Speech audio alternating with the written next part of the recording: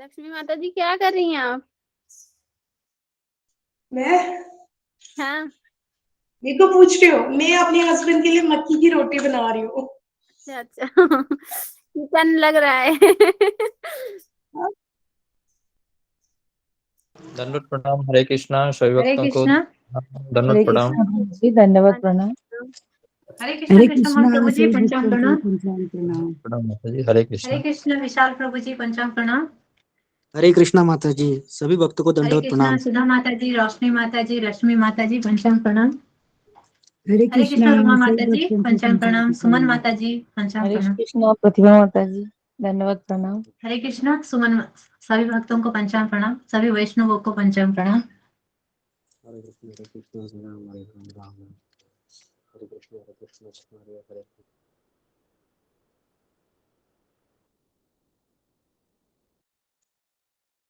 सभी भक्तों को दंडवत प्रणाम। आज के गुरु वंदना सुश्री माता जी को गाना था। उन्होंने अभी अभी मस्त मैसेज किया है कि उनका गला खराब है। तो कोई भक्त अगर वॉलंटियर हैं गुरु वंदना के लिए।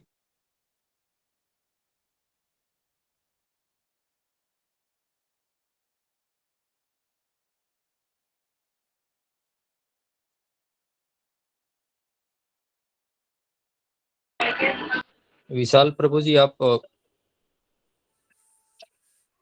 बोलिए प्रभु जी, आप बोलिए। गुरु वंदना कौन करना चाहते हैं? सुजीत आप प्रभु जी करना चाहते हैं क्या? गुरु हाँ प्रभु जी, मैं करो। श्री गुरु चरण पद्म। नहीं वो हरे कृष्ण सभी भक्तों को पंचांग नहीं, प्रणाम। हाँ प्रभु जी, मैं करो। दूसरा भजन आ रहा है प्रभु जी। नहीं नहीं, दूसरा नहीं। हरे कृष्ण को पंचांग प्रणाम। ओके, रागिनी माता जी हैं? हाँ प्रभु जी, मैं कर लूँ सुजीत साहब की।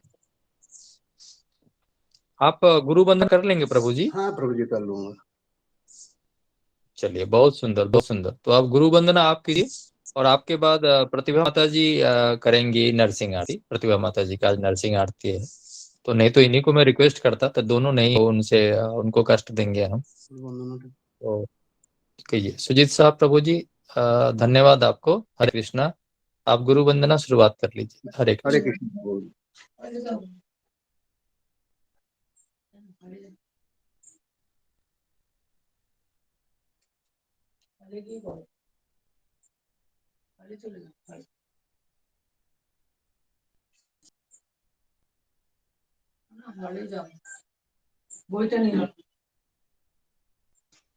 हरे कृष्णा सभी माता जी, प्रभु जी को मेरा पंचांग प्रणाम। हरे कृष्णा।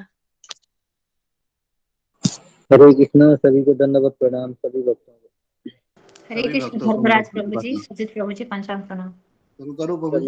हरे कृष्णा सभी भक्तों को पंचांग प्रणाम। जी सुजीत प्रभु जी आप शुरू कीजिए। हरे कृष्ण, दंडवत प्रणाम। श्री गुरु चरण पद्मा, केवल भक्ति सद्मा, बंद मुई सावधान, माते बंद मुई सावधान, माते যাহারো প্রসাদে ভাই এ ভব তরিয়া যাই, যাহারো প্রসাদে ভাই এ ভব তরিয়া যাই, কৃষ্ণ প্রাপ্তি হয় যাহা হইতে, কৃষ্ণ প্রাপ্তি হয় যাহা হইতে,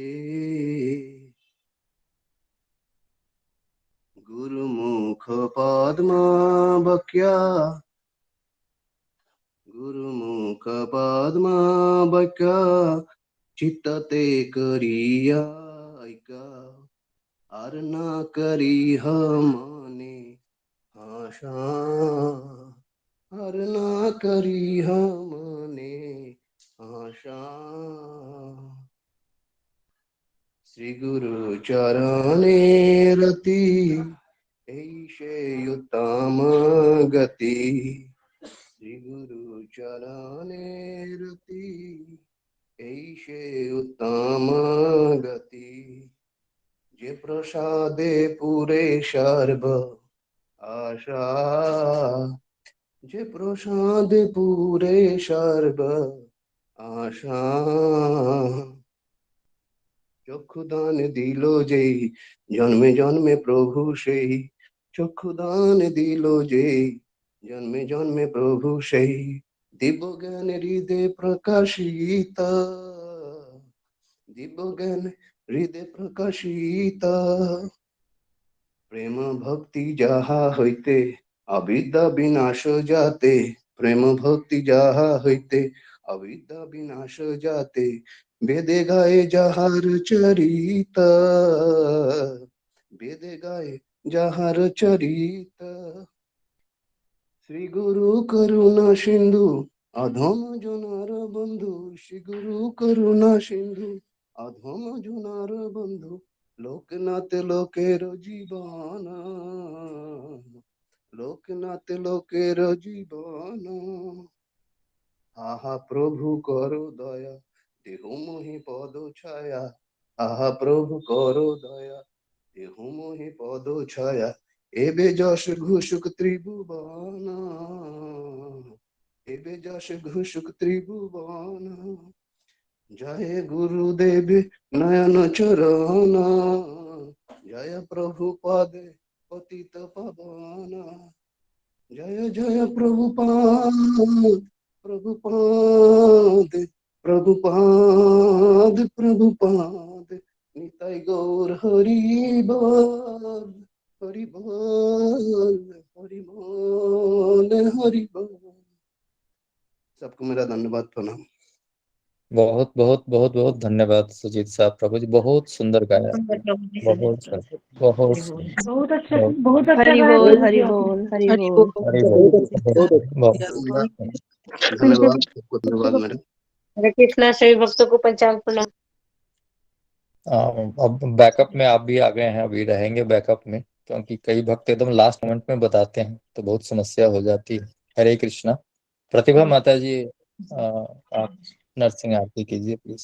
हरे कृष्णा। नमो विष्णुपादाय कृष्णपृष्ठाय भूतले श्रीमते भक्ति वेदांत स्वामिनीति नामिने नमस्ते सरस्वती देवे गौरवाणी प्रचारिणे निर्विशेष शून्यवादी पाश्चात्य देशतारिणे नमस्ते नरसिंहाय नमस्ते नरसिंहाय प्रह्लादनाददायिने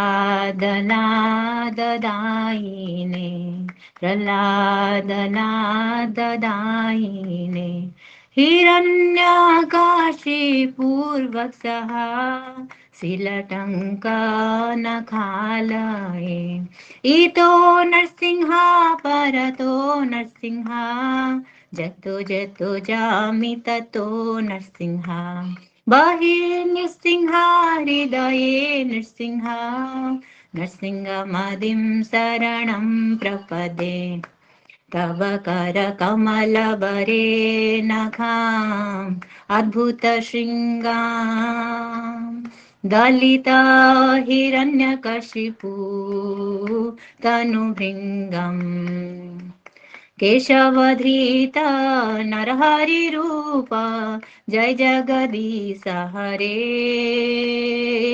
जय जगदीश हरे जय जगदीश हरे जय नरसिंहदेव जय नरसिंहदेव नरसिंहदेव जय नरसिंहदेव जय प्रह्लाद महाराज जय प्रह्लाद महाराज प्रह्लाद महाराज जय भक्त प्रह्लाद जय जय प्रभुपाद प्रभुपाद प्रभुपाद जय जय प्रभुपाद जय जय गुरुदेव गुरुदेव गुरुदेव जय जय गुरुदेव निताई गौर हरि बोल हरि बोल हरि बोल निताय गौर हरि बोल निताय गौर सीतानाथ प्रेमानंदे हरि हरि बोल। हरे कृष्णा।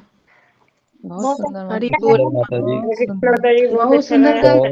बहुत अच्छा सुंदर अच्छा माता हरि जी, बोल हरि हरि बोल बोल हरि माता बोल। जी। हरे कृष्ण को पंचांग प्रणाम।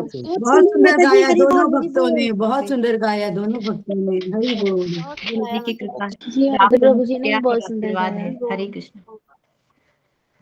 धन्यवाद सभी भक्तों को धन्यवाद। कल की जो भजन सेवा है वो गुरु वंदना नीतू झा माता जी का है और शीला मुखाले माता जी का है नरसिंह आरती। तो आप लोग कृपया सत्र समय से ज्वाइन कीजिएगा दोनों माता जी। और अगर कहीं किसी कारणवश नहीं कर सकते हैं तो थोड़ा पहले बता दीजिएगा ताकि मैं किसी भक्त से आग्रह कर सकूं, रिक्वेस्ट कर सकूं समय से। तो हरे जी कृष्णा। प्रभु जी। हरे जी कृष्ण। और आज प्रभु आपको कल नरसिंह आरती मॉर्निंग करनी में है है ना? जी जी, सुबह के कल सत्र का मॉर्निंग ही। में। जी जी, सेम इसी समय में। जी जी ठीक है आज प्रभु। और हरे कृष्णा। आज सोनाली माता जी का आज जन्मदिन है तो उनको कृष्ण भावना भावित बधाई। तो कृष्ण भावना में ऐसे ही बनी रहे। तो आज सोनाली गरामी माता जी का आज जन्मदिन है। तो हरे कृष्णा सभी भक्त। हमारे तरफ से भी बहुत बहुत बधाई हो। सोनाली हरे माता कृष्ण जी। माता जी, सोनाली माता जी, जन्मदिन की बहुत बहुत बधाई हो। हरे कृष्णा।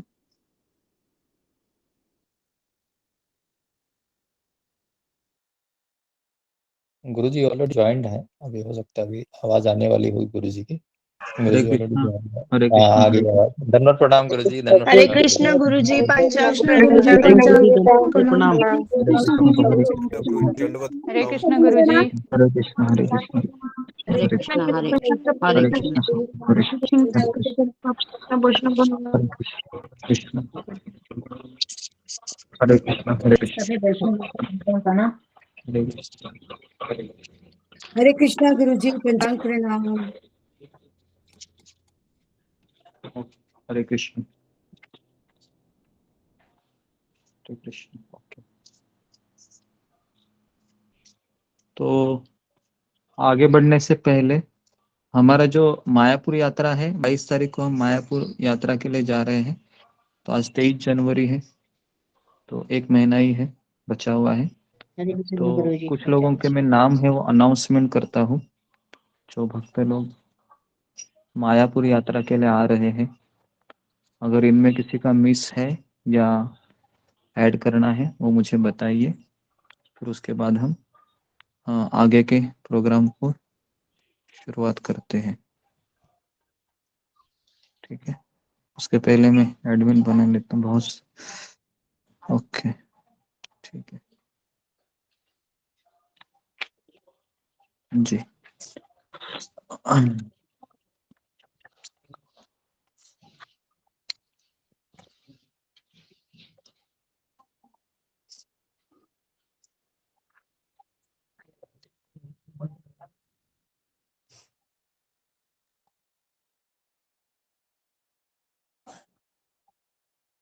जी, वो लिस्ट है मेरे पास तो मैं लिस्ट पढ़ के बता रहा हूँ कौन कौन आ रहे हैं।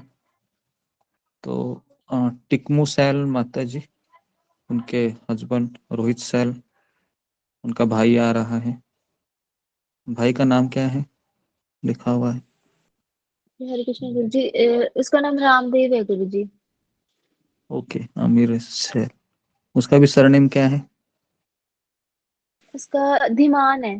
देव धीमान कहते हैं धीमान। उसे। ओके ठीक है। तो ये आ रहे हैं और इनके डॉटर, क्या नाम है डॉटर का?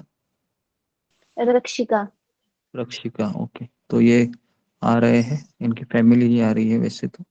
उसके बाद जुम्मा गोराई माता जी है, फिर सुषमा गोराई माता जी है, वो आ रही है। विनोद बिहारी साहू, उसके बाद संस्कृति जाधव माता जी और उनके हस्बैंड वो भी आ रहे हैं और उनके साथ उनके चाचा के 2 लड़के हैं, सॉरी उनके भाई के। हाँ हाँ ओके, तो ये लोग आ रहे हैं। उसके बाद नेक्स्ट है उसके बाद ये रीति, हाँ रीति माता जी नहीं, सॉरी विन्नी माता जी आ रही है जी। उसके बाद नवनीत राणा प्रभु और उनकी पत्नी रोशनी राणा ये आ रहे हैं। उसके बाद सुलेखा माता जी, फिर उनकी बहन मोनी कुमारी माता जी आ रही है। उसके बाद रीताम प्रिया माता जी और सुपर्णा दास माता जी, फिर निकिता दवार और उनके परिवार के और 2 लोग आ रहे हैं। उसके बाद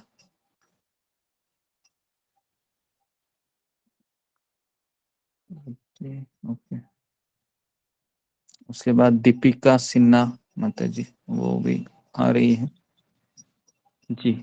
उसके बाद सुनीता दुबे और उनकी लड़की शिखा दुबे ये आ रही है। उसके बाद गीता गुप्ता और उनके हस्बैंड भी आ रहे हैं जी। तो इनके अलावा किसी का नाम नहीं लिया है मैंने जो आना चाहते हैं। और कौन है, फिंगर को रेज कीजिए।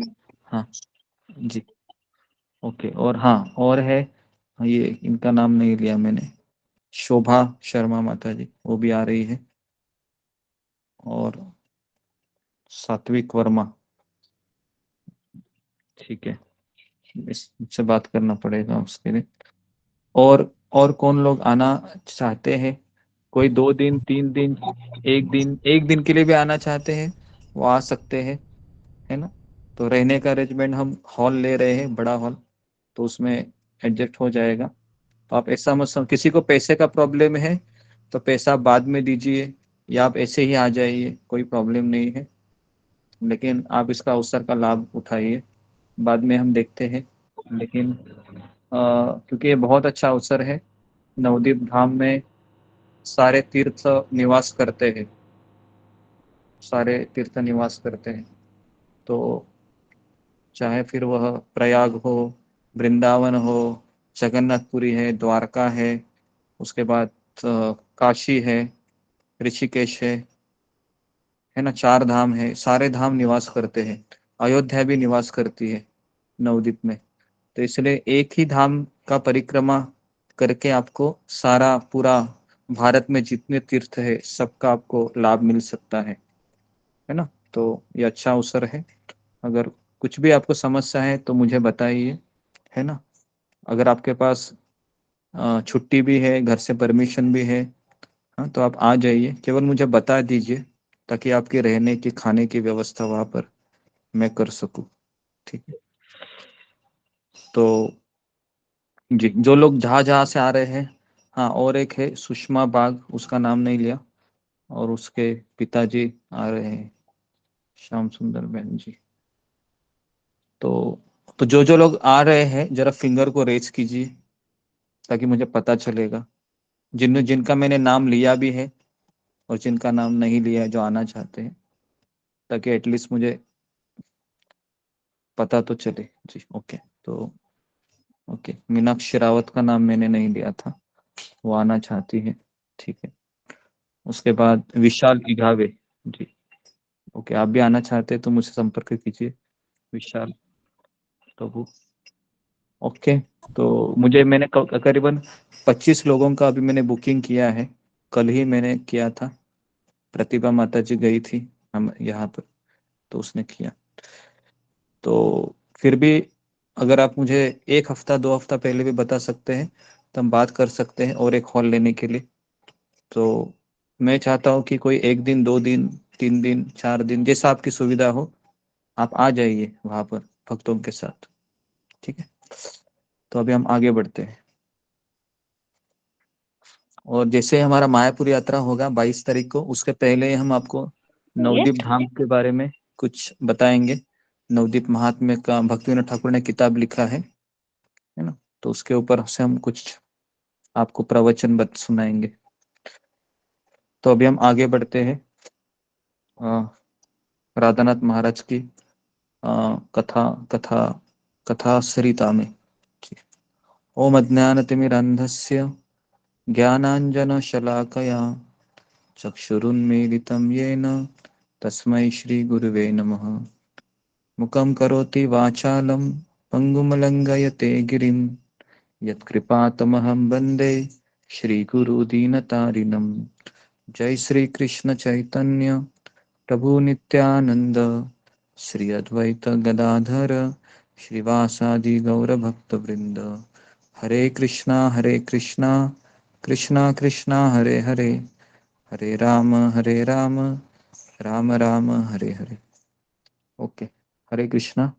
सबका स्वागत है सत्र में। तो कल हमने वृंदावन यात्रा आपको दिखाई थी। कैसे लगा सबको वृंदावन यात्रा? अच्छा लगा? गुरु जी कितने बहुत लोग सबने देखा? अच्छा जी लगा गुरु जी। जी। तो हमने आपको बहुत सारी चीजें दिखाई थी। कालिया घाट, उसके बाद फिर हम बरसाना भी गए थे, फिर हमने गोवर्धन का कथा भी हमने बताया था, है ना। तो उसके बाद हम जी सारा चीज हमने जितना 1 घंटे में, 1.25 घंटे में कवर हो सके प्रयास किया। डिस्टर्ब भी नहीं हुआ था, पूरी तरह हम वृंदावन यात्रा देख पाए। जी। तो हर संडे के दिन हमारा वृंदावन यात्रा रहता है, ठीक है। हर संडे के दिन यहाँ पर हजारों लोग आते हैं, और आपने देखा भी होगा ना कितने लोग रहते हैं, है ना। कम से कम 100, मुझे 90-100 लोगों को मुझे लेके जाना पड़ता है। ऐसे 3 ट्रिप करनी पड़ती है। 100 300 लोगों को तो मुझे भगवान के बारे में बताने का अवसर मिलता है ना। तो अभी मैं इन्हीं लोगों को पकड़ रहा हूँ कि कहता हूँ कि आप भी सत्र में आइए करके, तो शायद कोई आता है तो अच्छा ही है। गुरु जी एक प्रभु जी आए हैं, मैं आप जी नंबर दिए थे तो नितिन प्रभु करके प्रभु जी आज आए हैं क्लास में। जी। तो अभी जितने भी आपको कॉलिंग की सेवाएं दी जाएगी, वह सब हम गोवर्धन इको विलेज में जितने लोगों को मैं टूर देता हूँ ना, तो वही लोगों को मैं आपका नंबर देता हूँ। तो आप उनको कॉल करेंगे तो मैक्सिमम आ सकते हैं, क्योंकि उन्होंने मुझसे सुना है, मुझसे मिले भी होंगे वो, तो शायद मुझे पहचान जाएंगे दूसरी बार ऑनलाइन देखेंगे तो। ठीक है। तो ऐसे कितने लोग हैं जो सेवा सत्र में थे और उनको नंबर नहीं मिला है?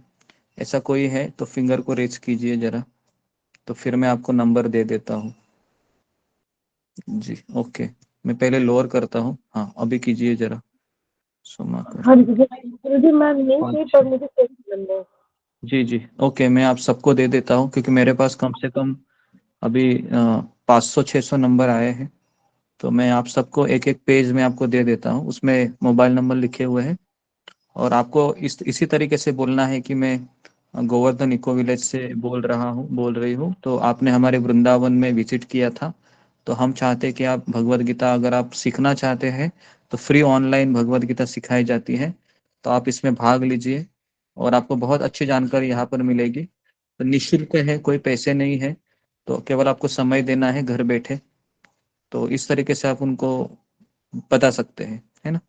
और जो लोग इंटरेस्टेड है वह फिर उसी ग्रुप में, है ना, या फिर मुझे पर्सनली मैसेज कीजिए कि ये लोग इंटरेस्टेड है, तो फिर मैं उनको ऐड कर दूंगा। ठीक है।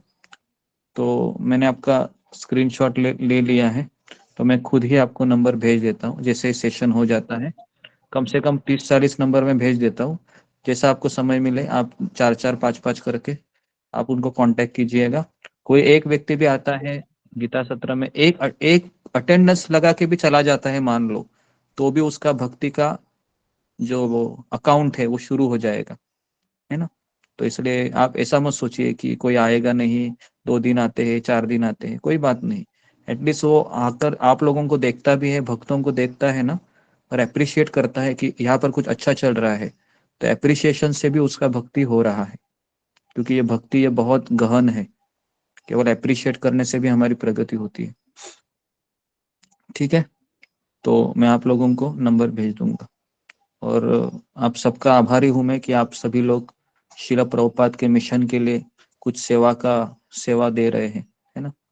क्योंकि ये ऐसा कार्य है जो खुद भगवान यह चाहते हैं कि ये भक्ति का प्रसार प्रचार हो, और जितने भी जीवात्मा है ना, राधा रानी को, कृष्ण को भूल कर यहाँ पर आए हैं और अपने ही बहुत संघर्ष कर रहे हैं अपनी इंद्रियों से, मन से, उन लोगों को हम अवसर दे रहे हैं।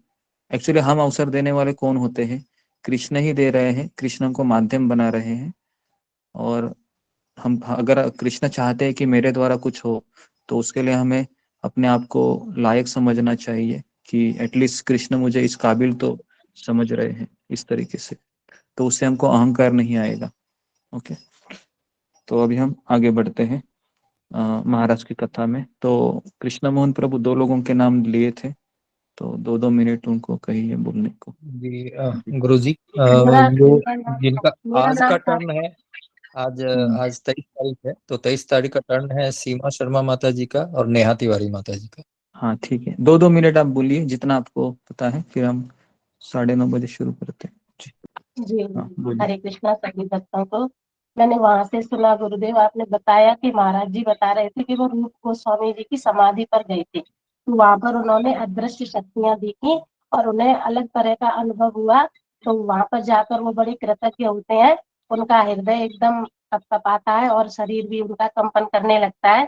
तो वहां से ये कहते हैं कि कृतज्ञता ही भक्ति का सार है।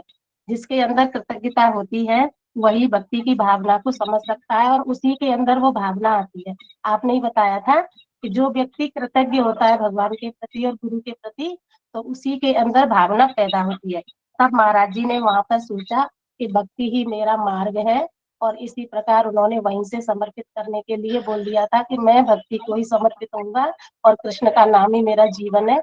इस तरह से महाराज जी आगे चले और ये साक्षात्कार भी उनको रूप गोस्वामी जी की समाधि पर ही हुआ था। फिर उसके बाद क्या हुआ, फिर आपने बताया प्रभुपाद जी भी उनसे पहले मिले थे, तो उन्हें लगा कि प्रभुपाद जी की ही कृपा है, तो उन्हें इसी वजह से रूप गोस्वामी जी की कृपा मिली है। इसके बाद फिर आपने बताया गुरुजी कि वो अद्वैत आचार्य जी थे ना, उनके दामाद थे वो, क्या नाम था उनका, नीला नहीं अमोद अमोघ अद्वैत आचार्य अमोघ का दामाद। हाँ, तो अमोघ भी चैतन्य महाप्रभु से बहुत ईर्ष्या करते थे, लेकिन चैतन्य महाप्रभु उन्हें कभी डांटते नहीं थे, क्योंकि भक्त उनके जीवन में थे, इसीलिए अद्वैत आचार्य की वजह से ही नहीं उन्हें डांटते थे। फिर आपने बताया क्योंकि किसी भक्त के, आपने बताया गुरुजी के किसी भक्त का कनेक्शन होना बहुत ज्यादा जरूरी है। तो रूप गोस्वामी की कृपा भी उन्होंने प्रभुपाद जी की कृपा से ही प्राप्त की। तो महाराज जी को लगा कि फिर बाद में महाराज जी को लगता है कि उन्हें एक प्रामाणिक गुरु की आवश्यकता है, तो उन्होंने कहा कि कृष्ण ही मुझे गुरु के पास लेकर जाएंगे। इसके बाद महाराज 1 वर्ष तक ब्रज में ही रहे और इधर उधर घूमते रहे। इसके बाद उन्होंने कहा कि किसी अच्छी वस्तु को पाने के लिए अनेक कठिनाइयों का सामना करना पड़ता है, परेशानियां भी जीवन में बहुत आती हैं।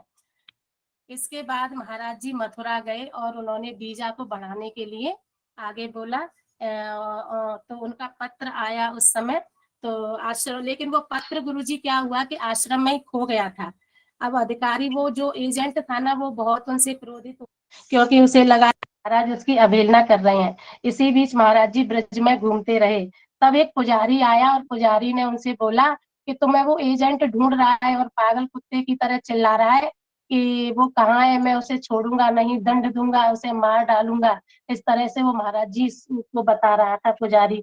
तब क्या हुआ कि वह महाराज का हृदय धड़कने लगा जोर जोर से, और वो बहुत डर गए थे उससे कि क्या होगा मेरा, पता नहीं वो मुझे मार तो नहीं डालेगा।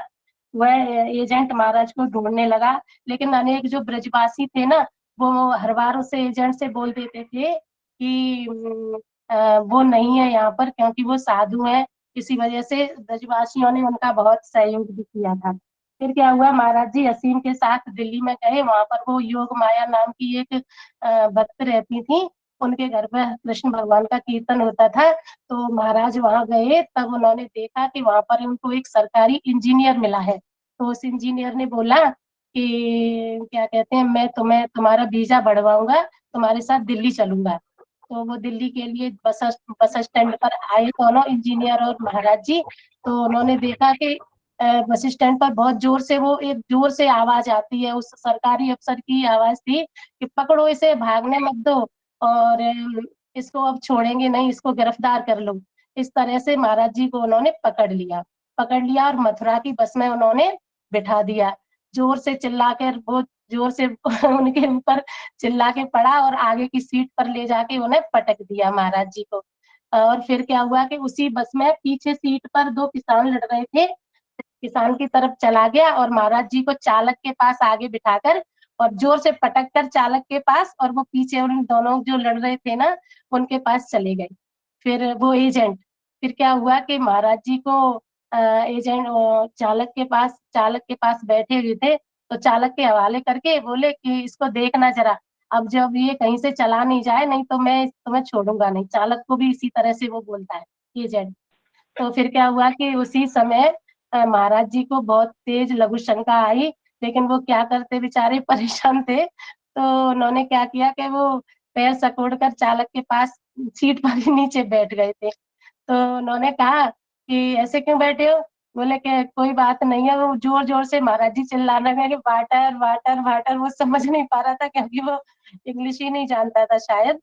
तो फिर क्या हुआ कि उन्होंने महाराज जी ने जो जब वो रुक नहीं पा रहे थे, लघु शंका आई उनको, तो उन्होंने वहीं बैठकर लघु शंका की, तो उसके पैरों पे पड़ी, तो उसने जोर से खिड़की खोली चालक ने। चल रहा है नीचे, गेट खटखटा रहे हैं, फोन कर रहे हैं।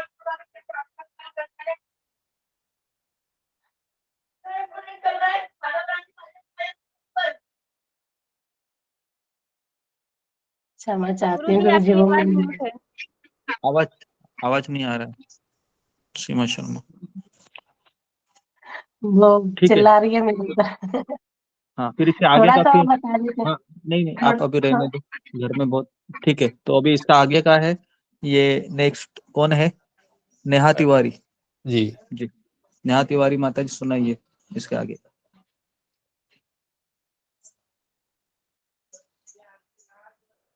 है या चली गई?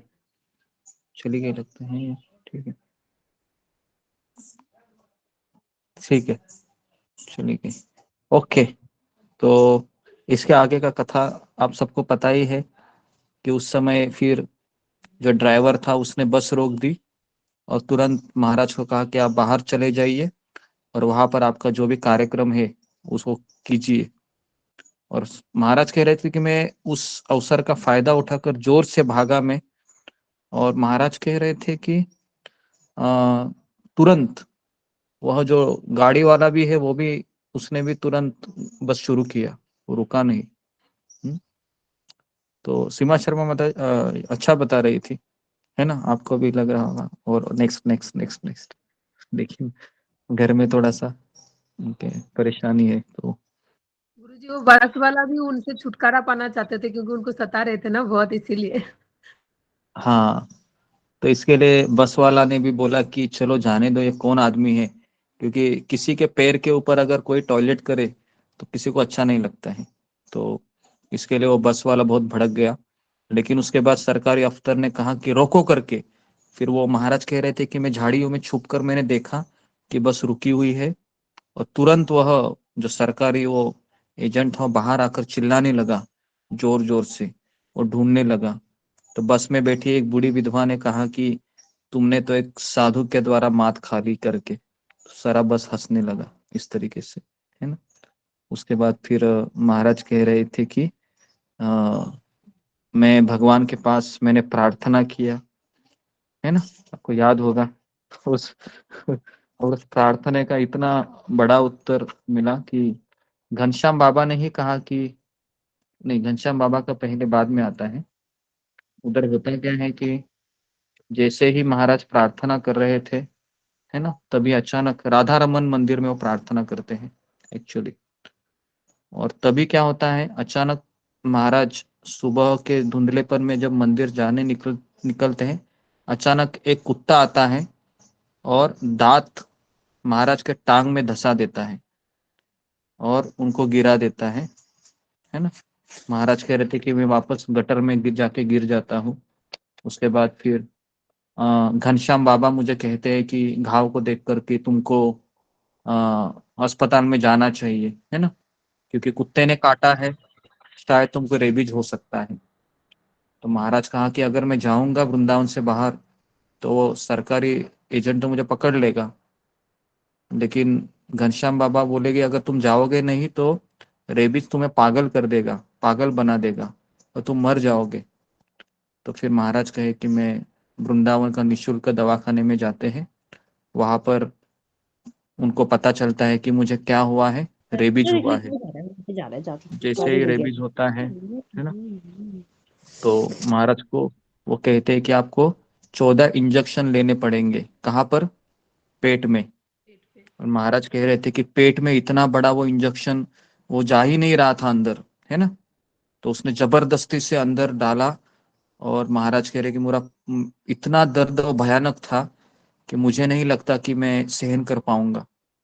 लेकिन डॉक्टर ने कहा कि अगर आप नहीं आओगे तो आप मर सकते हो।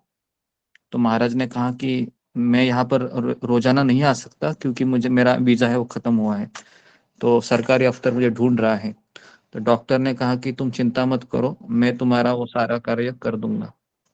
तो इस तरीके से मैं तुमको एक लेटर देता हूँ, उस लेटर को लेके तुम राष्ट्रपति भवन में जाना। तो इस तरीके से महाराज का अधिकृत वीजा मिल जाता है ना। और वीजा मिलने के पश्चात महाराज का वो जो 14 इंजेक्शन देने के पश्चात महाराज जब वापस आते हैं वृंदावन में, तो महाराज उसको किस तरीके से लेते हैं कि ये मेरी शुद्धिकरण की एक प्रक्रिया को मैंने पूरा किया। ये नहीं कहते कि वृंदावन में भी मुझे क्या क्या झेलना पड़ रहा है, कोई कुत्ता आके काट जाता है, कोई सरकारी अफसर मेरे पीछे लग जाता है, बराबर है ना। अगर हम रहते तो यही बोलते थे, अरे हम वृंदावन आ गए घर को छोड़कर, और ये वृंदावन में देखो कृष्ण मेरे से क्या क्या कर रहा है ना। लेकिन महाराज ने इसको बहुत पॉजिटिवली ले लिया, और ये पॉजिटिवली व्यक्ति जब लेता है ना इसको, तो ही व्यक्ति भगवत धाम जाने के लिए लायक हो जाता है। तो इसके लिए ये जो किताब है ये हमें सिखा रही है कि कितने भी भयानक परिणाम हमारे जीवन में हो सकते हैं, लेकिन हमेशा हमको कृष्ण को क्या करना है? धन्यवाद देना है। Thank you very much Krishna, आपने मेरे जीवन में एक बाधा वापस लाई। और हमको हंसते हंसते स्वागत करना है। जैसे संकट आएगा, हमारा द्वार को खटखटाएगा या बेल बजाएगा, मे आई कम इन सर, तो हमको क्या बोलना है? आ जाइए, आ जाइए, प्लीज कम, ऐसा हमें बोलना चाहिए। ऐसे नहीं बोलना चाहिए दरवाजा खाड़ करके बंद करो, तुम चली जाओ यहाँ से, तुम चली जाओ। फिर वो कहाँ से आएगी पता है? फिर वो विंडो से आएगी। कहीं से ना कहीं से तो आएगी ही आएगी, क्योंकि किसने भेजा है? वो कृष्ण ने भेजा है ना। तो कृष्ण ने भेजा है तो कृष्ण तो, और कृष्ण देख भी रहे हैं कि ये मेरी भक्त है, सुबह 4 बजे तो उठती है, लेकिन ये दरवाजा बंद कर रहा है, दरवाजा बंद कर रही है, इस तरीके से। ओके, तो अभी हम आगे बढ़ते हैं, 25 मिनट है। महाराज कह रहे थे कि हाँ कुछ बोलना। आज सोनाली माता जी का आज जन्म हाँ दिवस हाँ, है। जन्मदिन है। वो अभी आई है आई क्या? है, अभी ज्वाइन की है कुछ देर पहले। सोनाली, जी सोनाली, जी जी, सोनाली, सोनाली, सोनाली है क्या? अभी जस्ट लेफ्ट हुई, अभी जस्ट अभी हाँ वो रही, वो आएगी, वो आ गई आ वापस। गई आ गई आ गई गुरु जी। ठीक है, उसका कुछ तो नेटवर्क रहेगा, ट्रेन में रहेगी वो, क्योंकि उसको एग्जाम में जाना पड़ता है। तो ये सोनाली करके एक लड़की थी, ये मुझे मिली थी पिछले साल के, इसको भी 1.5 साल हो गया। छोटी लड़की है, 11th स्टैंडर्ड में है अभी फिलहाल। तो 16 माला करती है। घर में बहुत तकलीफ है, जबरदस्ती उसको मांस खाने के लिए बोलते हैं घर में भी, लेकिन फिर भी वो बोलती है कि मैं थूक देती हूँ, नहीं तो मेरे बाजू में जो कैट है या जो बिल्ली है उसको मैं दे देती हूँ। तो देखो ना माता पिता भी कैसे है, छोटे बच्चे को भी नहीं छोड़ रहे हैं। अगर वो नहीं खाना चाहती है तो क्यों जबरदस्ती करते हैं, है ना। तो ये 11th स्टैंडर्ड की लड़की है और बंगाली है। ओके, तो इनका जन्मदिन है, तो इनके लिए आप प्रार्थना कीजिए कि इनके घर की समस्याओं को, है ना, निकल जाए और अच्छे से भक्ति करें। तो अभी हम आगे बढ़ते हैं। नवंबर के अंतिम दिनों की एक सर्दी की रात थी। ध्यान से सुनिए, बहुत सुंदर इंसिडेंस है। अभी मैं यमुना के तट पर एक कदम्ब वृक्ष के नीचे अकेला ही ध्यानपूर्वक बैठा था और नदी के धीमे प्रवाह के गीत को सुन रहा था। चांद की किरणें नदी की लहरों पर चमचमा रही थी। रात के पंछी वातावरण को सुखद संगीत से भर रहे थे। कितने लोगों ने ऐसा देखा है वातावरण, जब पूर्णिमा का चंद्रमा हो और आप तालाब या नदी के किनारे बैठे हैं, सूर्य का या चंद्र का प्रकाश है वह पानी में पड़ रहा है और सुंदर मधुर ऐसा आवाज आ रहा है ना। ये शायद मुझे लगता है कि शहरों में तो नहीं होगा, लेकिन आप गांव में रहते हैं, गंगा है अगर आपके बगल में, या जमुना है, कोई नदी है ना, तो आप इस तरीके से अवलोकन कर सकते हैं। बहुत सुंदर ये दृश्य होता है। महाराज कह रहे थे कि मेरा मन एक प्रोजेक्टर बन गया और नदी मानो सिनेमा का पर्दा। देखो अभी कैसे महाराज, देखो ये ऑब्जर्व कर रहे हैं इस चीज को, ध्यान से सुनिए। महाराज कह रहे कि मेरा माइंड एक प्रोजेक्टर, प्रोजेक्टर पता है आपको, जो सिनेमा थिएटर में वो रोशनी छोड़ता है ना पर्दे के ऊपर, उस तरीके से। तो नदी मानो सिनेमा का पर्दा, और जिस पर मैं अपने जीवन की घटनाओं का अवलोकन करने लगा, उस पर्दे पर मैंने अपने बचपन के सुख और दुख देखे तथा अपनी किशोरावस्था की बेतुकी मनमानियां। मैंने गैरी और स्वयं को भी देखा। कहां पर? उस प्रोजेक्टर में, है ना। और सिनेमा का पर्दा था वो नदी, जो युवावस्था के जोश में अपने देश को छोड़कर जीवन का सार ढूंढने के लिए निकले थे।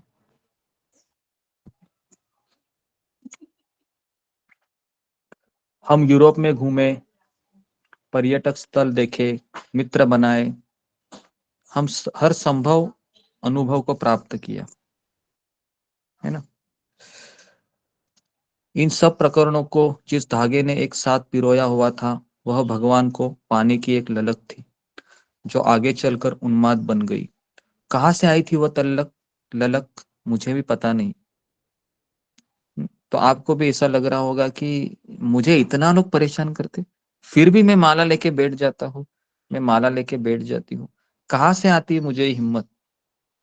तो महाराज को भी इसी तरीके से एक प्रश्न पड़ता है कि ये कहां से ये इतनी बेचैनी आ गई कि मुझे कृष्ण की भक्ति में मैं पागल हो रहा हूँ इस तरीके से। महाराज कह रहे मुझे पता नहीं। इस खोज में मैंने विभिन्न धर्मों और दर्शनों का अध्ययन किया।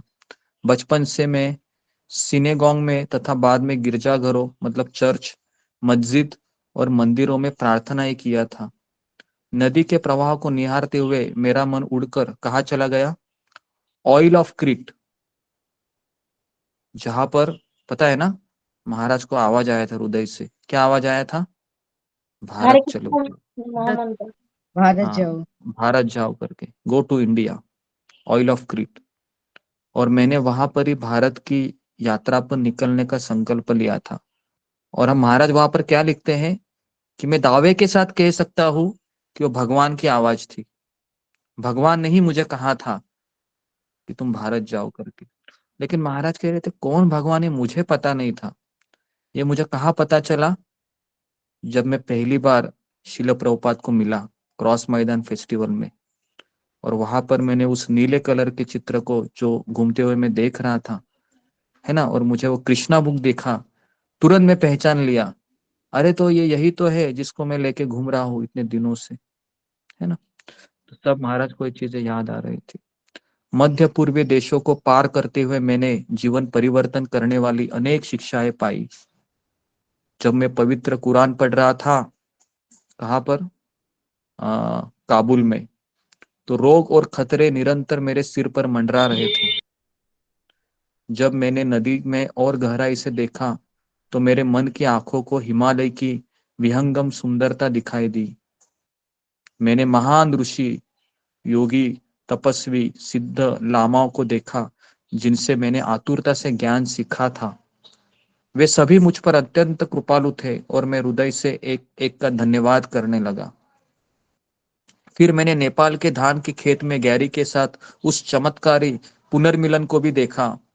मैं सोचने लगा अब वह कहाँ होगा और हम फिर से क्यों अलग हो गए।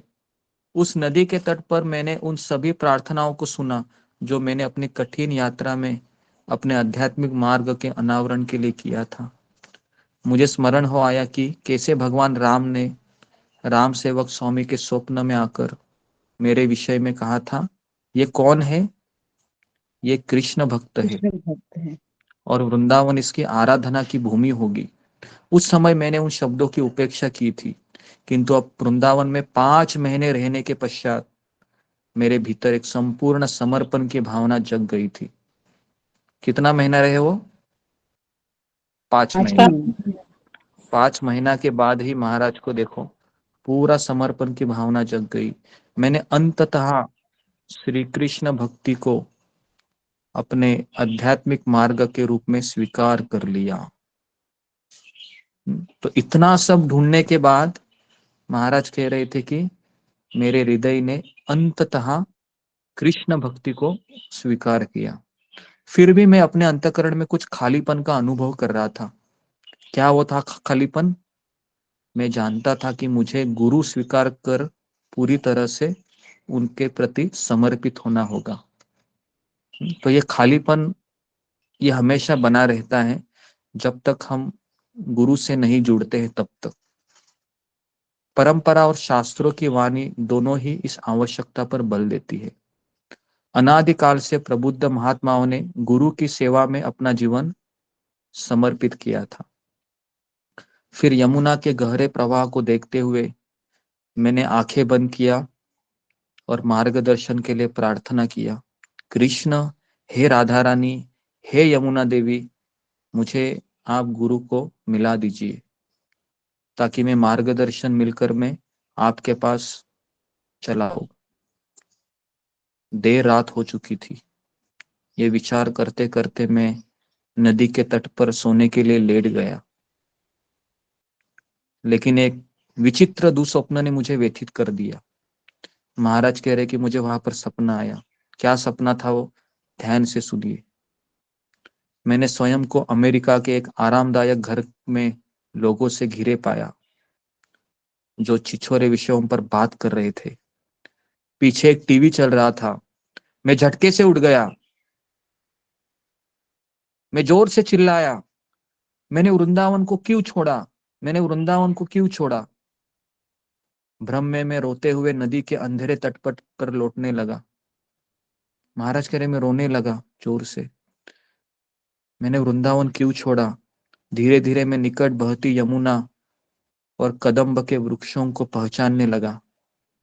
अरे, मैं तो वृंदावन में ही हूं। मैं खुशी से फूला नहीं समाया।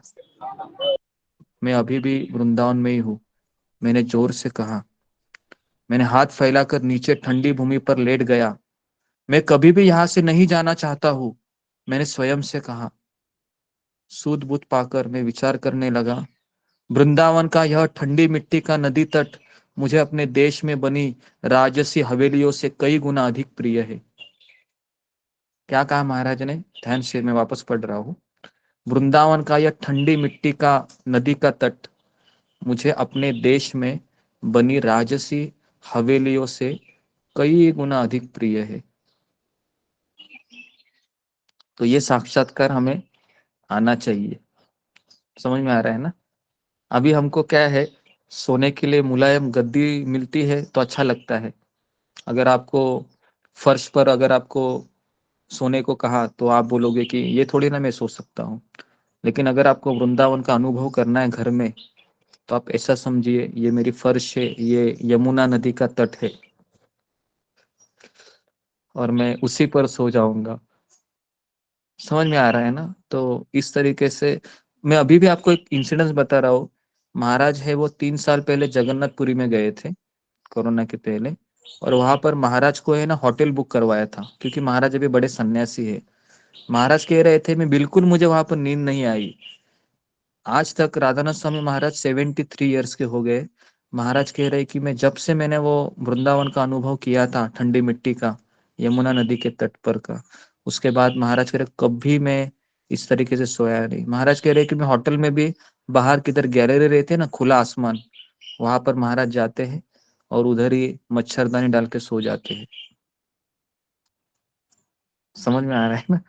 तो तो वैराग्य होता है वो अंदर से ही होता है ना। चाहे उसके सामने कई सुविधा क्यों ना हो, लेकिन वो वहां पर जाएगा ही नहीं, वो उधर ही। जैसा उसको सिंपल, महाराज का स्वभाव ही ऐसा है कि महाराज हमेशा एकदम, जिस तरह से महाराज हिमालय की गुफा में वो रहते थे, उसी तरह से महाराज, अगर आज यहाँ पर भी आप गोवर्धन इको विलेज में आओगे ना, तो महाराज का रूम इतना सिंपल है कि गाय के गोबर से उनका जमीन को सजाया जाता है, और दीवारों में भी आप देखोगे तो वृंदावन के सब तस्वीरें होते हैं। इतना सिंपल है महाराज। ऐसा नहीं कितने बड़े सन्यासी है, लेकिन फिर भी एकदम सिंपल टू सिंपल उनको रहना पसंद है। तो हमें ये चीज सीख सकते हैं कि भविष्य में मान लो कि सुख सुविधा आती भी है हमारे जीवन में, तो भी हमको एकदम सिंपल रहना चाहिए। ऐसा नहीं कि बहुत सारी सुविधाओं को स्वीकार करते हुए हमें फिर आलसी बनना, फिर हम ये चीजें हमको आलसी बना लेती है। प्रातः जब मैं एक संकरी गली से जा रहा था, तो रास्ते में अरसाती हुई एक गाय बैठी थी। उसके पास से गुजरते हुए जब मैंने ऊपर देखा, तो भगवा कपड़े पहने एक पश्चिमी साधु तेजी से मेरी ओर आ रहे थे। हाथ हिलाते हुए उन्होंने मुझे पुकारा, रिचर्ड रिचर्ड। ऐसा प्रतीत हुआ कि मैं उन्हें जानता था।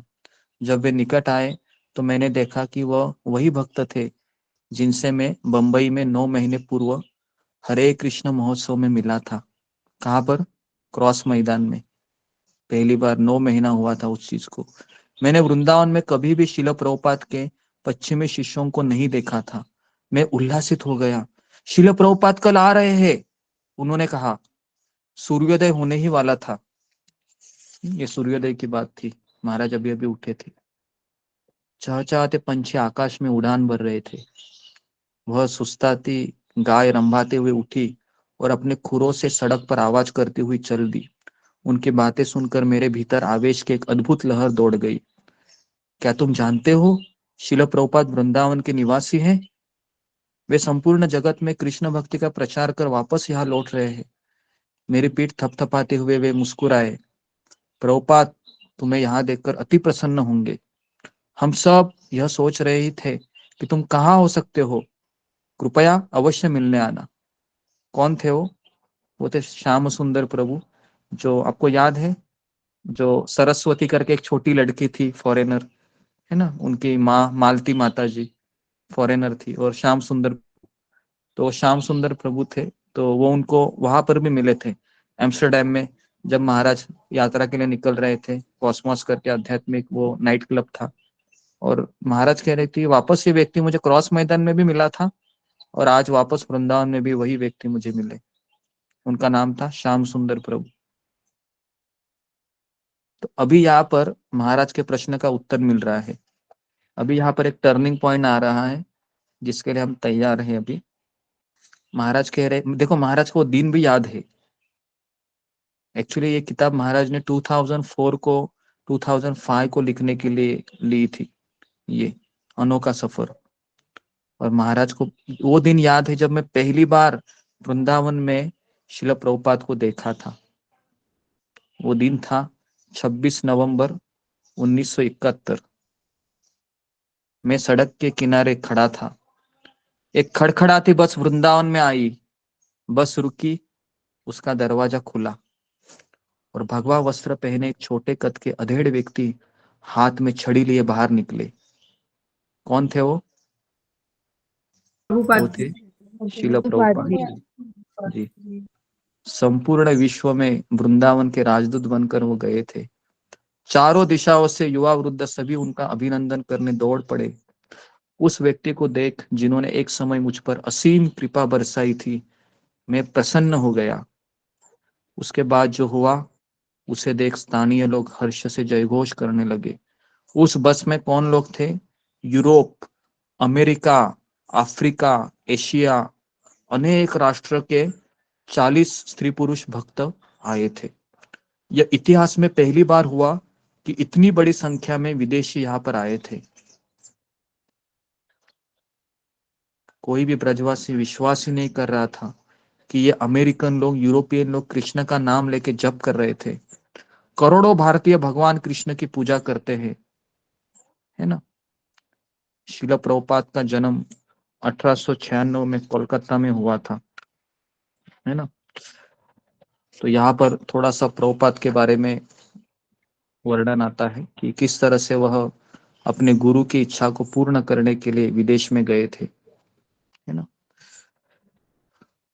और महाराज कह रहे हैं कि उन्होंने मुझे अपने गुरु के बारे में थोड़ा सा जानकारी दिया, प्रभुपाद जी के बारे में। तो शिला प्रभुपाद की यात्रा को वर्णन सुनकर मैं विस्मित हो उठा। भले ही मैंने भी विदेशी भूमियों पर बिना धन और संपर्क के यात्रा की थी, लेकिन मैं 19 वर्ष का स्वस्थ युवक था, किंतु प्रभुपाद 70 साल के बूढ़े व्यक्ति थे। उन्होंने अपनी यात्रा कभी प्रारंभ की 70 साल की बूढ़ी अवस्था में, और मैंने कभी प्रारंभ की, मैंने 19 साल की अवस्था में किया था। मैंने भी बिना धन, बिना जान पहचान के एक अनजान स्थान में मैं भी घूम रहा था। लेकिन महाराज कह रहे थे कि मैं कृष्ण को खोजने के लिए निकला था, और शिला प्रभुपाद कृष्ण को बांटने के लिए अपने देश को छोड़कर पाश्चात्य देश में घूम रहे थे। उस संध्या में शिला प्रभुपाद का व्याख्यान सुनने के लिए मैं मंदिर में लौटा। खचाखच भरे कक्ष में, है ना। एक्चुअली ये जो चीज है ना, अभी जो मैंने वर्णन किया वो बस का, तो एक्चुअली उसी समय ना राधानाथ स्वामी महाराज ये राधा रानी को प्रार्थना कर रहे थे कि मुझे मेरे गुरु से मिलवा दीजिए, मैं गुरु की तलाश में भटक रहा हूँ, वृंदावन में 5 महीनों से रह रहा हूँ, और महाराज को पता था कि मुझे खालीपन अभी भी लग रहा है। और तभी जैसे ही महाराज आंखें खोलते हैं, वही बस आ जाती है, और उसी बस के पीछे कार होती है, और उस कार से शिला प्रभुपाद जी बाहर आते हैं। और महाराज ये इंसिडेंट इस तरीके से बताते हैं, है ना, महाराज को इंसिडेंट बताते हुए बहुत आंखों से आंसू भी आते हैं, क्योंकि महाराज कह रहे थे कि ये राधा रानी ने ही स्वयं मुझे उत्तर दिया था कि यही तुम्हारे गुरु रहेंगे करके। और शिला प्रभुपाद जी तभी जैसे ही बाहर आते हैं, और महाराज तभी आंखें खोलते हैं, और दूर उनको दिखाई देते हैं शिला प्रभुपाद जी की वो तस्वीर। तभी वो समझ जाते हैं कि ये दूसरी बार ऐसा हुआ। एक था क्रॉस मैदान के उस पंडाल कार्यक्रम में, जहां पर उनके हृदय ने प्रतिसाद दिया था कि यही तुम्हारे आध्यात्मिक गुरु है। लेकिन महाराज कह रहे कि तभी मैंने ये विचार ही मैंने मन से निकाल दिया। लेकिन दूसरी बार अभी वृंदावन में मुझे राधा रानी के द्वारा उत्तर प्राप्त हो रहा था कि यही तुम्हारे आध्यात्मिक गुरु है करके। तो महाराज कह रहे थे कि मैंने उस चीज को दूसरी बार मैंने ठुकरा नहीं दिया, और महाराज कह रहे कि मैं और जानना चाहता हूँ इस व्यक्ति के बारे में। तो महाराज ने कहा कि मैं उनके व्याख्यान सुनने के लिए फिर मंदिर में लौटा। खचाखच भरे कक्ष में खड़खड़ करते छत के पंखों के नीचे फर्श पर बैठकर मैं प्रतीक्षा करने लगा। खिड़की से बाहर चहचहाते पंछियों का सामूहिक गान सुनाई दे रहा था, और भीतर भक्त भजन गा रहे थे। शिला प्रभुपाद के प्रवेश करते ही कमरे में शांति छा गई। शिष्यों ने उन्हें प्रणाम किया, पुराने मित्रों ने उनका आलिंगन किया, अतिथि आदरपूर्वक खड़े हो गए। उनके भगवे वस्त्र स्वच्छ और व्यवस्थित थे। वे कक्ष के दूसरी छोर पर रखे लाल कपड़े से सजे व्यासासन पर पालथी मारकर बैठ गए। उनकी गहरी भूरी आंखें एक बालक की मासूमियत से चमकते हुए सभा में बैठ प्रत्येक श्रोता को स्नेह से निहार रही थी। वे कद में छोटे थे, शायद 5 फुट और 5 इंच के, किंतु उनकी उपस्थिति बहुत प्रबल थी। अपने हाथों से प्रार्थना की मुद्रा में जोड़कर उन्होंने सिर झुकाया और हमारा स्वागत किया। फिर अपना गला साफ कर वे गहरे स्वर में माइक से बोले, जीव की स्वाभाविक प्रवृत्ति है कि वह किसी न किसी से प्रेम करना चाहता है। उन्होंने आरंभ किया, कोई भी प्रेम किए बिना नहीं रह सकता। यह प्रवृत्ति सभी प्राणियों में है, किंतु महत्वपूर्ण बात यह है हम किससे प्रेम करें जिससे सभी उसमें सम्मिलित होकर प्रसन्न रह सके। वे रुके और विचारमग्न होकर श्रोताओं की ओर देखने लगे। आज के युग में मानव समाज सिखाता है कि हमें अपने राष्ट्र या परिवार या स्वयं से प्रेम करना चाहिए, किंतु ऐसा कोई ज्ञान नहीं है जो हमें बताए कि हम अपनी प्रेम की प्रवृत्ति को कहाँ केंद्रित करें जिससे हम सुखी हो सकते हैं। उनकी वाणी गहरी भावनाओं से भरी थी। मैंने अनुभव किया कि वे केवल प्रवचन ही नहीं दे रहे थे, अपितु सभा में बैठे प्रत्येक श्रोता से याचना भी कर रहे थे कि वे सभी उनके संदेश को अत्यावश्यकता को समझे। यहाँ एक व्यक्ति थे जो सबके शुभ चिंतक थे। तो एक भक्त का गुण होता है कि वह शुभ चिंतक होता है। शुभ चिंतक मतलब वेल विशेयर। क्यों उसका वेल विशेयर कहते हैं? क्योंकि वो शरीर का ध्यान नहीं करता है आपके, वह आपके आत्मा के ऊपर जोर देता है। और आत्मा तभी सुखी हो सकता है जब वह परमात्मा से जुड़ता है या भगवान से जुड़ता है। तो इसलिए भागवत में भी ऐसा बताया गया है, गोपी गीत में, तव कथामृताम तप्त जीवनाम, है ना। तो आपकी जो कथा है वो कैसी अमृत के समान है, तप्त जीवनाम। और ये जीवन कैसा है? बहुत तापदायक है। और उसके आगे लिखा हुआ है, तव कथामृताम तप्त जीवनाम कवि विरीडिताम कल्मषापहाम श्रवण मंगला श्रीमदातता भूवि गृह्णन्ति ये भूरिदा जना। तो इस श्लोक में जो भूरिदा शब्द है, भूरिदा का अर्थ क्या है? जो व्यक्ति है दूसरों के लिए जीता है। भूरिदा का अर्थ क्या है? जो व्यक्ति दूसरों के लिए जीता है, अपने लिए नहीं जीता है ना।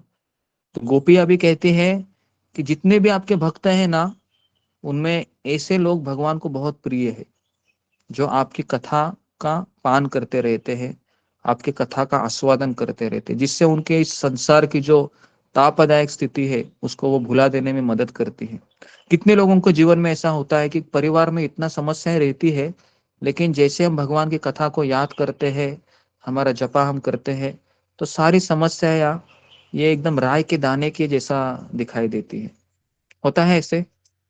आपके घर में होता होगा ना कि जब हम कथा सुनते हैं। जी। तो इसलिए जितना यही एक्चुअली दवाई है इस संसार के पीड़ाजनक परिस्थिति से निपटने के लिए, यही एक दवाई है। तव कथामृताम, गोपियां कहती है आपकी कथा रूपी अमृत में ही वह रहस्य छिपा हुआ है, जिससे हम जैसे बद्ध जीव है ना। एक्चुअली गोपियां तो मुक्त है, लेकिन हम हमारी बात कर रहे हैं यहाँ पर। तो हम जैसे लोगों के लिए वही एक दवाई है ना। तो यहाँ पर शिल प्रभुपाद को शुभ चिंतक बताया है। समस्त श्रोतागण उनके प्रत्येक शब्दों को आत्मसात कर रहे थे। भले ही हमने संयुक्त राष्ट्र के निर्माण जैसे बड़े प्रयत्न और आर्थिक और वैज्ञानिक प्रगति की है, फिर भी मानव समाज में शांति स्थापित करने में हम असफल रहे हैं, क्योंकि हमने इस केंद्र बिंदु की उपेक्षा की है। कौन से? हम भगवान कृष्ण के सेवक हैं। ये जब तक हम स्वीकार नहीं करेंगे तब तक हम दुखी रहने वाले हैं। अपनी नम आंखों को बंद कर कर कुछ क्षणों में ध्यान अवस्था में लीन हो गए वो, और ऐसा लग रहा था कि मानो संपूर्ण जगत की पीड़ा का अनुभव कर रहे हो। कृष्ण के प्रति अपने मूल प्रेम को जागृत करके हम उस उपेक्षित केंद्र बिंदु को पा सकते हैं, है ना। तो इस तरीके से ये पूरा प्रवचन है महाराज ने सुना। और जैसे ही प्रवचन समाप्त हो गया, महाराज कह रहे थे कि प्रत्येक सुबह भक्तों ने मुझे वापस एक घर में रहने के लिए निमंत्रित किया कि आप हमारे साथ आकर रहिए, किंतु मुझे असहज लगा। मैं यमुना के तट पर पेड़ों के नीचे रहना ही मुझे अधिक भाता था। अगर आपको अभी कोई बताए कि अगर आप पेड़ के नीचे सो रहे हो, और अगर आपको बोला कि मैं आपको एक कमरे में आपको तकिया के ऊपर फैन के नीचे सोना है, तो आप कौन सा उपाय आप कौन सा पर्याय चूज करोगे? सोचिए, वो एक्चुअली हमें अनुभव नहीं है और आप सब लेडीज है, इसके लिए जो जेंट्स अगर रहेगा ना तो हम इस तरीके से हम सो सकते हैं, है ना, पेड़ के नीचे, है ना। पेड़ के नीचे सोने का अनुभव कुछ अलग ही होता है। जितना हम नेचर से तालमेल रखेंगे ना, उतना हमारा जीवन है वो सुखी हो जाएगा। तो महाराज कह रहे हैं कि मैं वहीं पर चला गया यमुना के तट पर, और यद्यपि मुझे उनके शिष्य कुछ अजीब लगे। क्यों अजीब लगे? क्योंकि उनके पास कैमरे थे, टेप रिकॉर्डर थे, जो मैंने किसी साधु के पास नहीं देखे थे। तथापि मैं शिला प्रभुपाद की विद्वत्ता और व्यक्तित्व से प्रभावित होते जा रहा था। उनके पास जटिल दार्शनिक सिद्धांतों को सरलता और सहजता से समझाने की कला थी। प्रतिदिन प्रातःकालीन प्रवचन के पश्चात मैं शिला प्रभुपाद स्वयं हम सभी को वृंदावन की यात्रा पर ले जाते। उनके साथ भ्रमण करते हुए मैंने उन्हीं स्थानों को देखा जिन्हें मैं पहले कई बार देख चुका था, लेकिन उनके संग में मुझे ऐसे साक्षात्कार हुए जो पहले कभी भी नहीं हुए थे। मानो सत्य का और गहरा पहलू मेरे सामने प्रकट हो रहा था। जब वे किसी स्थान से संबंधित कथा सुनाते तो ऐसा लगता मानो वह सब कुछ मेरे आंखों के समक्ष ही घट रहा हो। दोपहर के भोजन के पश्चात मैं अनेक घंटों तक उनके कमरे में बैठा रहता और अनौपचारिक रूप से अतिथियों से वार्तालाप करते रहता। उनकी उपस्थिति में सकुचाया हुआ रहता और बिना कोई प्रश्न पूछे केवल सुनने में ही संतुष्ट रहता। ऐसी एक दोपहर जब मैं उनके कमरे में बैठा था तो एक वरिष्ठ भक्त ने मुझे डांट दिया जोर से। कहा कि ये स्थान केवल अतिथियों के लिए है, कृपया यहाँ से बाहर चले जाओ। सब भक्तों को अभी अपनी अपनी सेवाएं करनी होगी, यह नियम है। यद्यपि मेरा सर अन्य पुरुषों शिष्यों के समान मुंडा हुआ नहीं था, मैं उस कमरे में एकमात्र विदेशी था। स्पष्ट था कि वे भक्त मुझे अतिथि के रूप में नहीं देख रहे थे। मैंने अपनी एक जटा को अपनी तर्जनी और अंगूठे के बीच पकड़कर हल्के से हिलाया। अभी महाराज के पास बहुत सारी जटाएं थी, पता है ना। महाराज ये अभी तक बाल को काटे नहीं थे, और हमको पता है वो बाल का इंसिडेंस याद है ना आपको। 3-4 नावी किस तरह से उनके बाल को काटते हैं, तो अभी भी उनके बाल थे। तो महाराज ने कहा, मैंने एक मेरी जटा उठाई और मैंने कहा कि मैं भक्त नहीं हूं करके, मुझे बैठने दो यहाँ पर, मैं भक्त नहीं हूँ। तो महाराज वहां पर ही बैठ गए। और उसके बाद एक अन्य दिन ने उसके बाद फिर प्रभुपाद की ओर, है ना, प्रभुपाद की ओर उस भक्त ने देखा, क्योंकि प्रभुपाद ने सुना डांटते हुए, और प्रभुपाद ने अपनी बाहें उठाई ऐसे, बाहें मतलब ये जो आईब्रो उठाते हुए उस भक्त को कहा, इसको बैठने दो इधर ही। वह शिष्य हार मानकर चला गया। ये दूसरी कृपा थी, समझ में आ रहा है? प्रभुपाद की कैसे कृपा मिली देखो ना। महाराज केवल सुनने के लिए आतुर थे, और उस भक्त ने डांटा, तुम यहाँ से चलो करके, निकलो यहाँ से, कितना समय खाओगे तुम प्रभुपाद का, ऐसे। तो फिर महाराज को था कि नहीं, मुझे इधर ही रहना है, मुझे इधर ही बैठना है।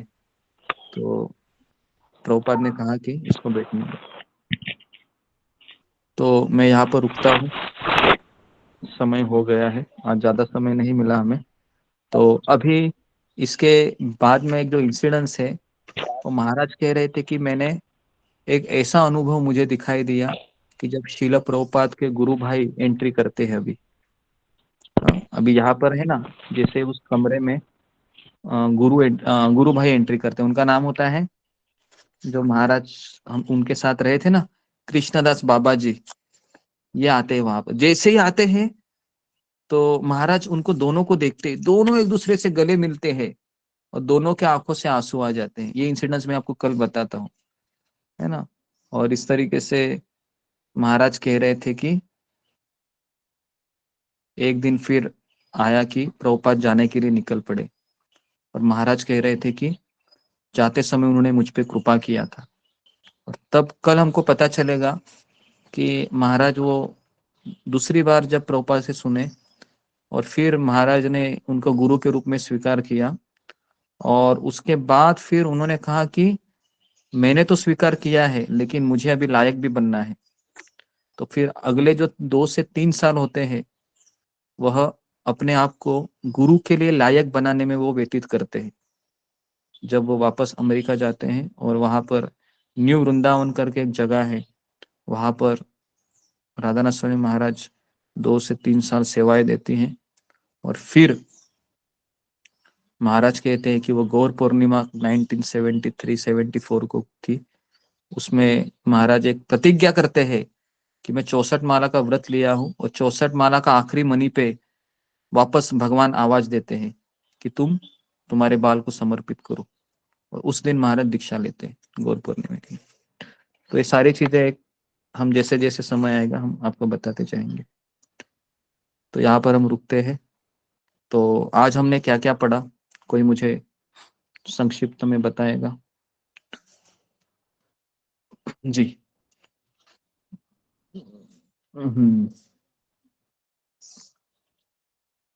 जी जी, ममता कुमारी माता जी बोलो, 2-3 मिनट में बोलो। जब राधानाथ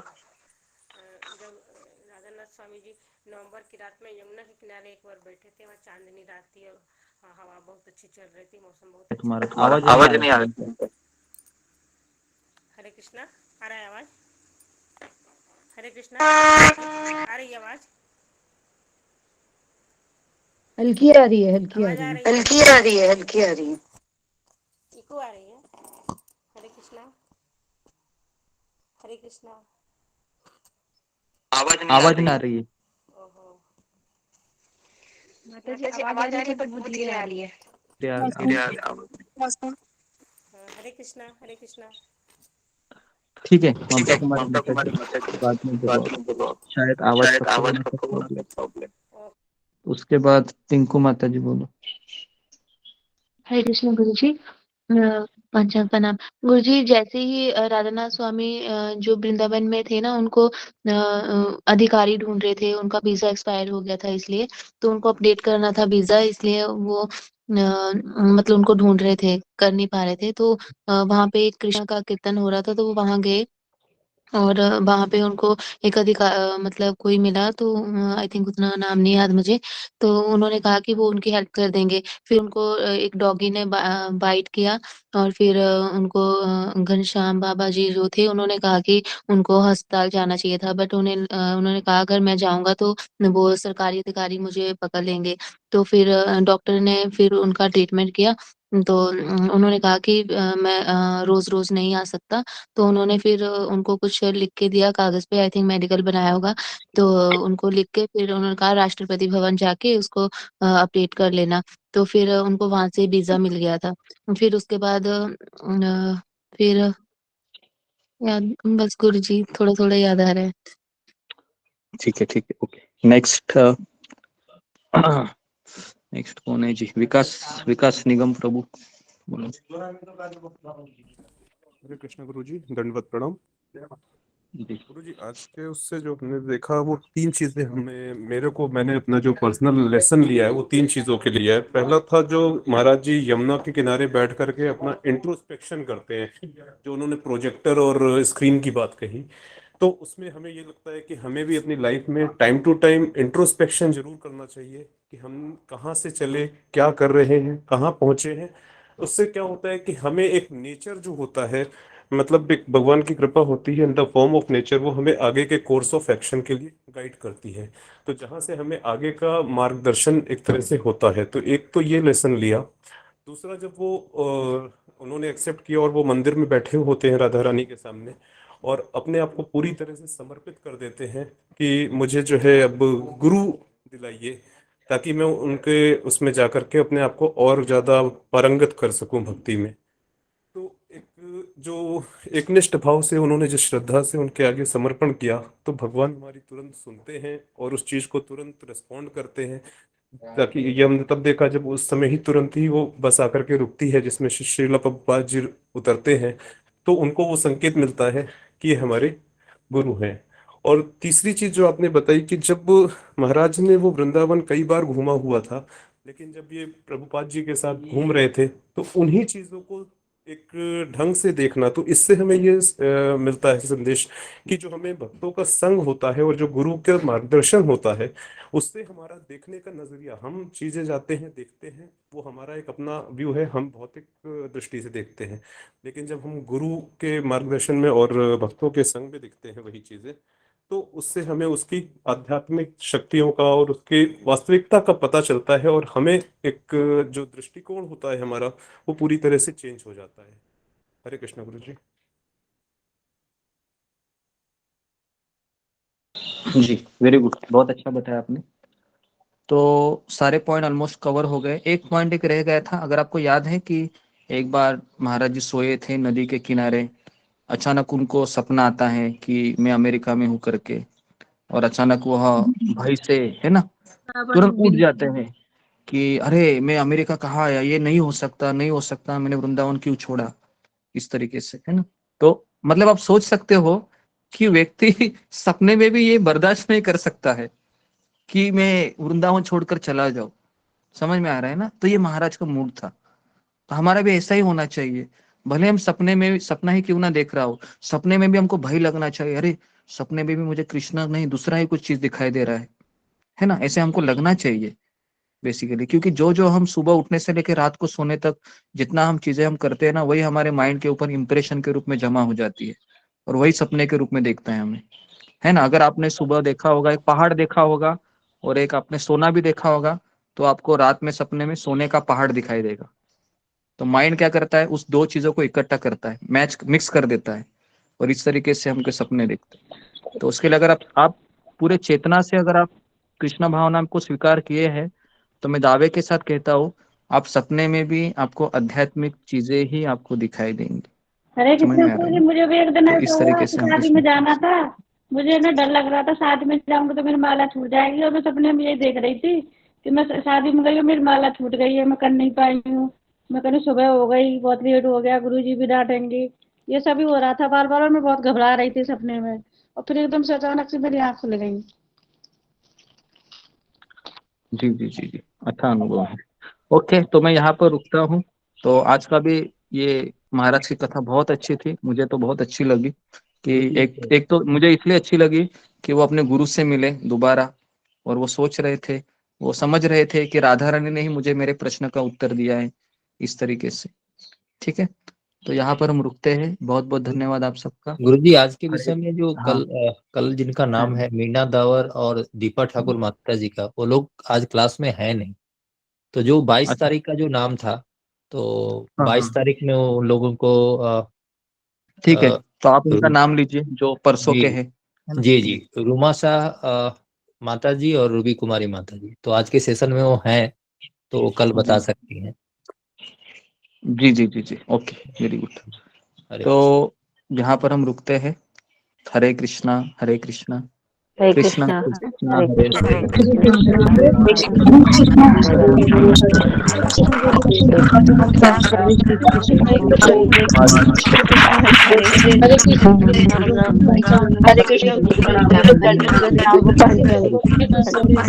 हरे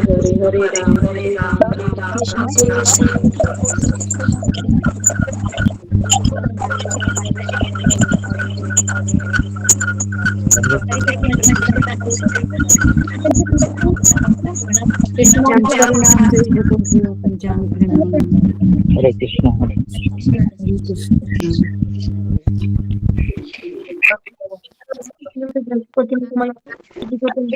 माता जी, माता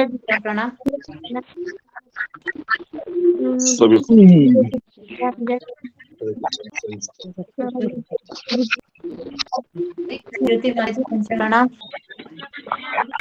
माता जी, माता हरे जी, कृष्णा बेनी माता जी, हरे कृष्णा सहज्योति माता हरे जी, कृष्णा सभी भक्तों हरे को कृष्णा यशोदा माता जी, सभी माता जी को, लक्ष्मी माता जी, हरे कृष्णा हरे कृष्णा शिखा प्रणाम। माता जी पर अरे प्रणाम। ठंडी हो क्या पूरे तो नहीं होगा माता हरे जी, कृष्णा मना रहे थे नहीं होगी ठंडी, गुरु जी बता रहे थे नहीं होगी ठंडी। कथा में कृष्णा। ठंडी हो नहाएंगे कैसे? हरे कृष्णा अरे ममता माता जी माता नहीं जी। होगी ठंडी, दीदी बता रहे थे नहीं है ठंडी। माता जी पंचांग पुराण। हरे कृष्णा। हरे कृष्णा यशोदा माता जी पंचांग प्रणाम। हरे कृष्णा। माता जी उस टाइम पे गर्मी में खड़ी नहीं होगी, बहुत गर्मी होती है।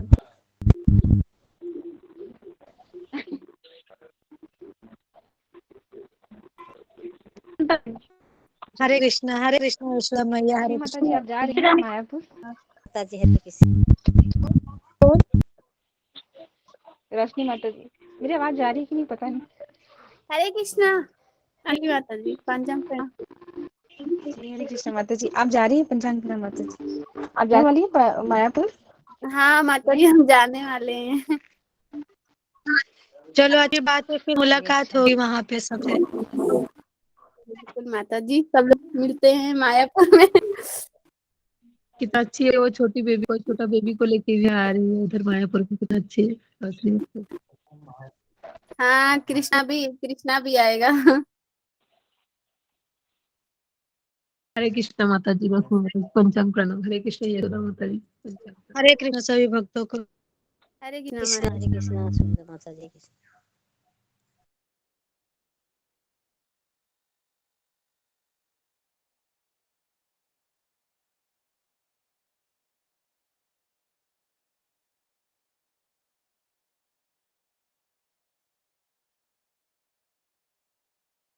हरे कृष्णा रीति माता जी पंचांग प्रणाम।